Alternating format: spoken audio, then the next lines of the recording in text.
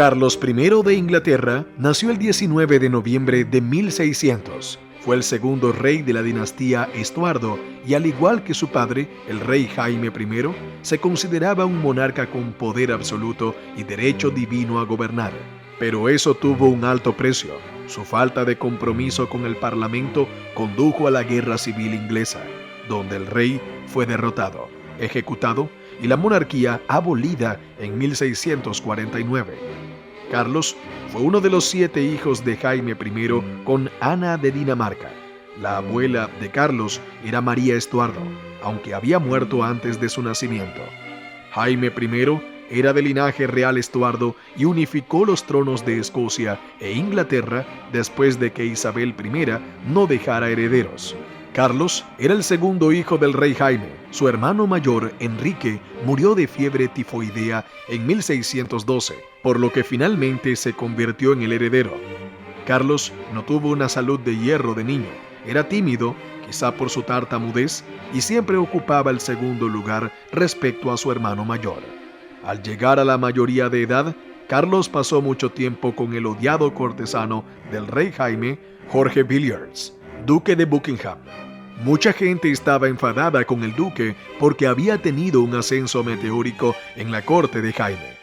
En 1624 se concertó el matrimonio de Carlos con Enriqueta María, la joven hermana de Luis XIII de Francia. Evidentemente, a la realeza francesa no le importaba la baja estatura de su prometido, solo medía 1,60 metros, o su reputación de ser bastante testarudo, estúpido y carente por completo de sentido del humor. La pareja tuvo 9 hijos, los 2 mayores, Carlos y Jacobo, que acabaron siendo reyes de Inglaterra. Carlos heredó la corona a la muerte de su padre el 27 de marzo de 1625. Se convirtió así en rey de Inglaterra, Escocia, Gales e Irlanda. Jaime I tuvo problemas con el Parlamento debido a sus elevados gastos, y las relaciones con la nobleza inglesa no se vieron favorecidas por los escoceses favoritos del rey y asesores mal elegidos como Villiers. Carlos se mostró aún más seguro que su padre de su derecho divino a reinar. La coronación del nuevo rey tuvo lugar el 2 de febrero de 1626 y trajo señales de que no tendría un buen reinado. La paloma de su cetro real se rompió, la joya de su anillo de coronación se desprendió y hubo un terremoto. En los meses siguientes se sucedieron episodios más concretos y descorazonadores, como las derrotas militares ante españoles y franceses. Ambas derrotas militares fueron planeadas por el duque de Buckingham, enemigo número 1 de Inglaterra en aquel momento. El duque fue asesinado a la salida de una taberna en agosto de 1628.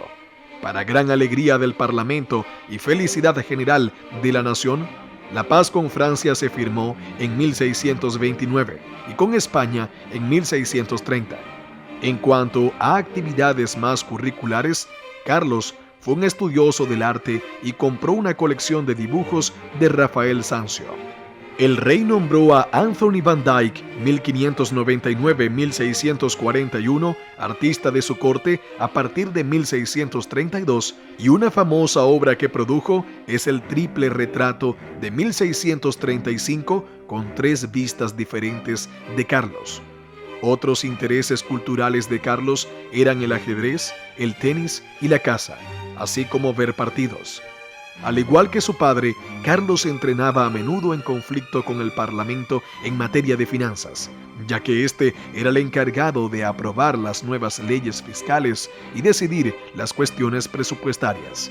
Y al igual que haría Luis XIV, Carlos pensó que podría deshacerse del Parlamento y gobernar como monarca absoluto, pero no le salió tan bien. El compromiso y la concesión no estaban en la naturaleza del rey inglés, y esta deficiencia, por encima de todas las demás, sería su perdición. En un momento, el rey inglés afirmó: «Los parlamentos están totalmente en mi poder. Según considere que sus frutos son buenos o malos, deben continuar o no».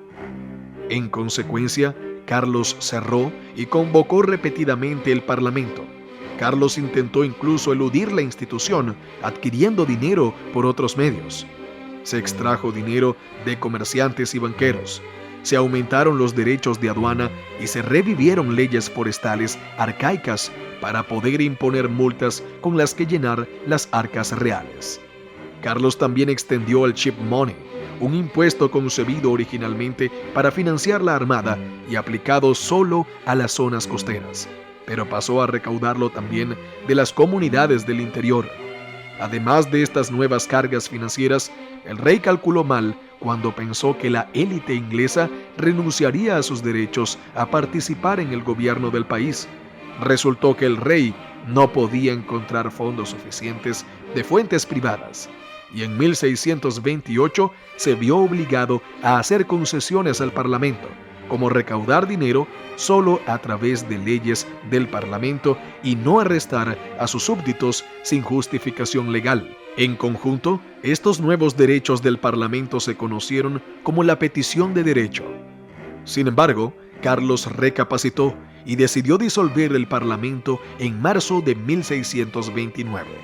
Durante algunos años, el rey pareció tener razón en su afirmación de que el Parlamento era innecesario. Los presupuestos anuales estaban equilibrados e incluso se redujo la corrupción en el gobierno. Luego, en 1637, las cosas empezaron a torcerse, especialmente en lo referente a su política religiosa. Carlos nombró a William Laud arzobispo de Canterbury, cabeza de la Iglesia de Inglaterra, en 1633. Laud era detestado por los puritanos, que seguían siendo una capa rica y poderosa de la sociedad inglesa que tenía una fuerte presencia en el Parlamento. Y para que quede claro, los puritanos eran protestantes calvinistas dentro de Inglaterra. Laud indignó aún más a los puritanos cuando reintrodujo ciertas prácticas católicas en la Iglesia de Inglaterra. Laud también molestó a los líderes eclesiásticos escoceses al intentar instalar obispos e introducir un nuevo libro de oraciones en 1637. Como resultado de las persecuciones de Carlos y las medidas de Laud, los puritanos emigraron en masa a las 13 colonias de América. Ante estas medidas impopulares del rey, Escocia se sublevó, cruzando la frontera con Inglaterra en 1638 y de nuevo en 1640, ocupando Newcastle, un lugar vital para la minería del carbón. La ausencia del Parlamento resultó crucial y el rey solo pudo reunir un ejército de tropas milicianas inexpertas para hacer frente a la amenaza. Las dos fuerzas se enfrentaron, pero Carlos, consciente de que su ejército mal entrenado probablemente perdería, decidió ceder a las demandas escocesas. A Escocia se le permitió su libertad religiosa y a los líderes en el campo de batalla se les prometió una suculenta suma de dinero para que se retiraran. El rey tuvo entonces un pequeño problema: ¿de dónde sacar exactamente ese dinero sin el Parlamento, el órgano que normalmente habría actuado para recaudarlo? Sin muchas opciones, se volvió a convocar al Parlamento en la primavera de 1640, por primera vez en 11 años. Una disputa de 3 semanas no consiguió nada, y luego una segunda derrota ante un ejército escocés obligó al rey a convocar otro parlamento en noviembre. Estos dos parlamentos fueron conocidos respectivamente como el Parlamento Corto y el Parlamento Largo, y sus nombres dan alguna indicación del colapso del gobierno ante el Parlamento. Los parlamentarios aprovecharon la oportunidad que les brindaba el largo Parlamento y las dificultades militares del rey para asegurar su supervivencia futura. Se recaudaría dinero para la composición de un ejército fuerte, pero solo a condición de que se aprobara una ley. Querían que el Parlamento fuera convocado al menos una vez cada 3 años y que no pudiera ser disuelto por la sola voluntad del monarca, y los ministros reales debían ser aprobados por el Parlamento. El rey accedió, se recaudó el dinero, el rey consiguió expulsar a los escoceses y final feliz, ¿verdad? No, amigos míos. Carlos tuvo la brillante idea de volver a cerrar el Parlamento. Y tras esta deplorable actitud, la consecuencia fue una guerra civil, o más bien una serie de ellas, a menudo llamadas las guerras de los 3 reinos, ya que Irlanda y Escocia también estaban implicadas. En 1641 estalló una gran rebelión contra el dominio inglés en Irlanda, alimentada por las quejas sobre la confiscación de tierras inglesas y el empleo exclusivo de inmigrantes ingleses y escoceses en muchas grandes haciendas. El Ulster fue un campo de batalla especialmente sangriento, ya que Carlos y el Parlamento inglés discutieron sobre la formación del ejército necesario para sofocar la rebelión. Este último temía que el rey empleara esa fuerza en Irlanda y no contra sí mismo. Estos temores quizá no eran infundados, y el intento de arresto de 5 miembros del Parlamento por parte del rey en enero de 1642 no trajo mucha confianza. En represalia por los arrestos, los parlamentarios cerraron las puertas de Londres, impidiendo a Carlos entrar en su propia capital. El rey se trasladó a Nottingham, pero estaba lejos de sentirse satisfecho. Se formó un ejército real y la fase de combate de las guerras civiles inglesas comenzó en noviembre de 1642. Aunque a la inmensa mayoría de la gente no le importaba mucho, grandes zonas del país estaban controladas por uno u otro bando. En un bando de esta guerra teníamos a los caballeros del rey y en el otro a los cabezas redondas, el ejército del Parlamento. Recibieron su nombre porque las primeras tropas eran aprendices londinenses de pelo corto. Las partes occidental y septentrional de Inglaterra permanecieron leales al rey. Londres y el sudeste de Inglaterra estaban controlados por el Parlamento. En cuanto a las personas, el rey contaba con el apoyo de la Cámara de los Lores y de algunos miembros del Parlamento. Los diputados controlaban la marina y la clase mercantil.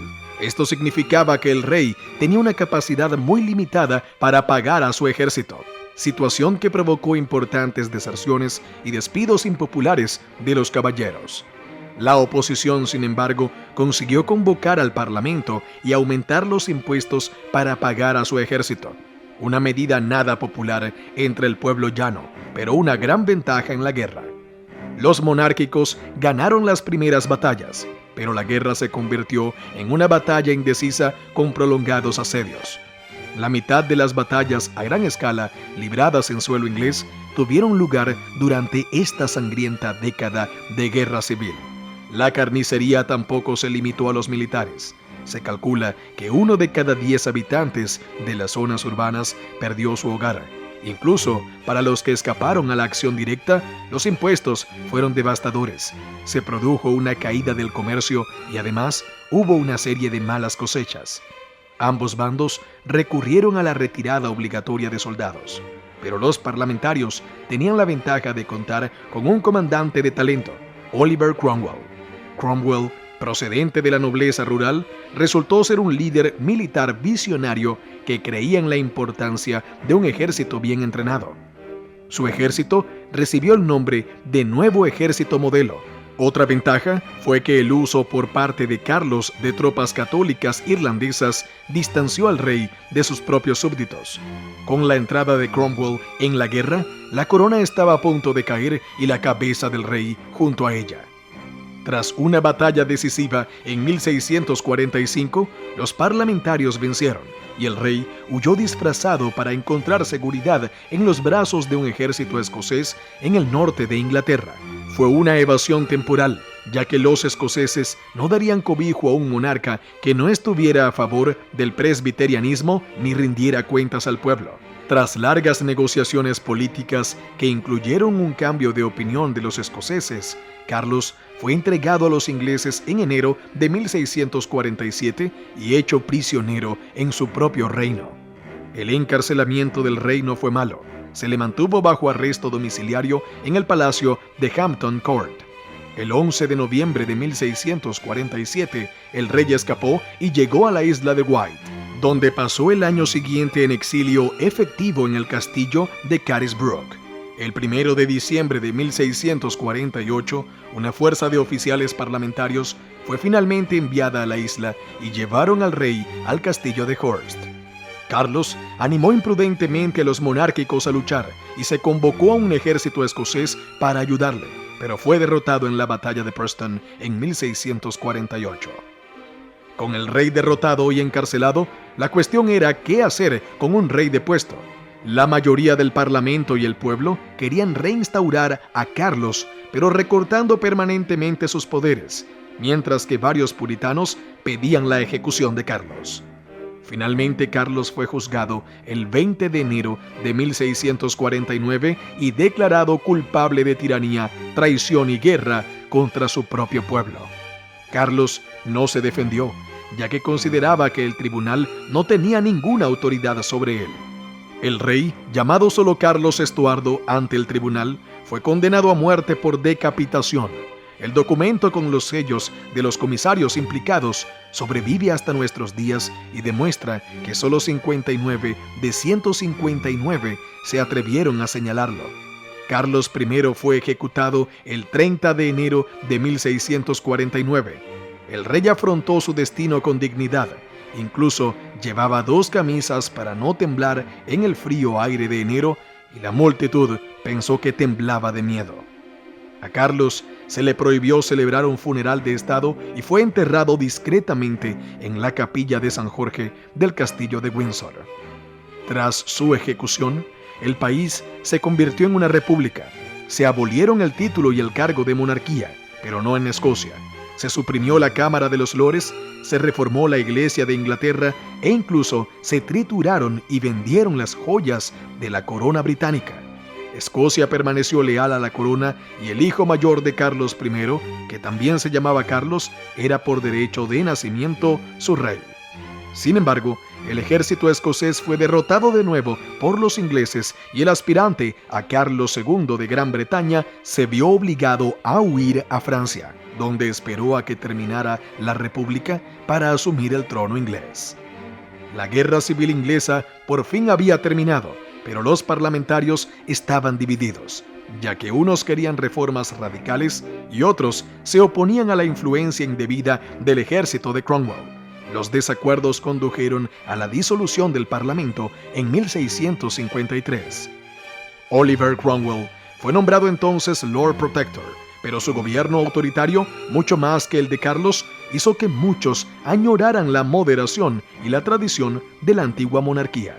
Por otro lado, las medidas económicas de Cromwell resultaron impactantes. Reformó el ejército y la armada, e Inglaterra se convirtió en dueña de los mares. Pero esto es tema para un futuro video.